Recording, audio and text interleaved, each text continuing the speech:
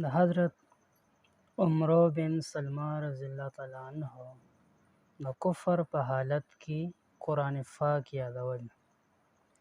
عمرو بن سلمہ رضی الله تعالی عنہ فرمایي چې مونږ خلک د مدینې منوره په لاره کې یو ځای اوسېدلو، هلته به تلونکي راتلونکي زمونږ څخه تېرېدل.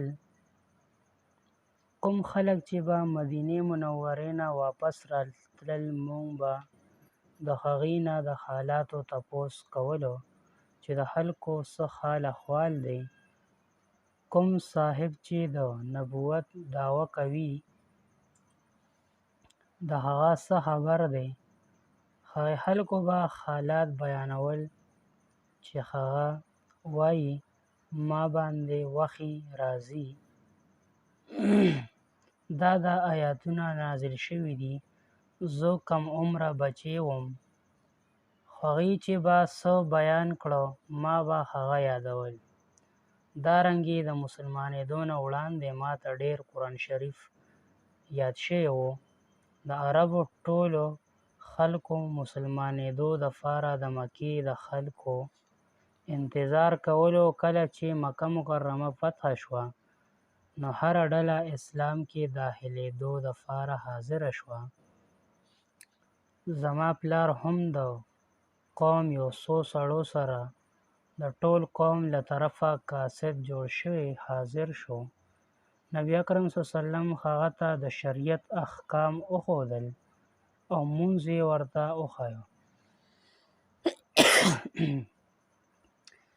او په جمع سره د مونځ کولو طریقه یې ورته وښودله او ارشاد یې وفرمایه چې تاسو کې د ټولو نه زیات چاته قرآن یاد وي هغه د امامت دپاره بهتر دی.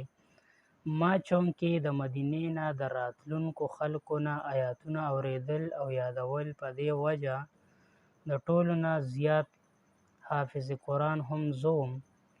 ټولو تلاش وکړو خو زما نه زیات حافظ قرآن هېڅ څوک قوم کې نه و، نو هم زه یې امام جوړ کړم. زما عمر دغه وخت 6-7 کاله و. کله چې به څه ګڼه وه یا د جنازې د مونځ موقع به راغله نو زه به امام جوړ کړی شوم. پیدا کې لیکي دا د دین طرف ته د تبلیغ میلان او د رغبت اثر و چې په دې عمر کې بغیر د مسلمانېدو د قرآن شریف ډېره حصه یاده کړه. باقي د بچي د امامت کیسه دا ده مسلې بحث دی. د چا په نیز چې جایز ده د هغوی په نیز خو څه شک نشته، او د چا په نیز چې جایز نه ده هغوی فرمایي چې نبي علیه الصلاة والسلام دغې خلکو ته ارشاد فرمایلی و چې تاسو کې چاته قرآن زیات یاد وي، بچي د دې نه مراد نه و.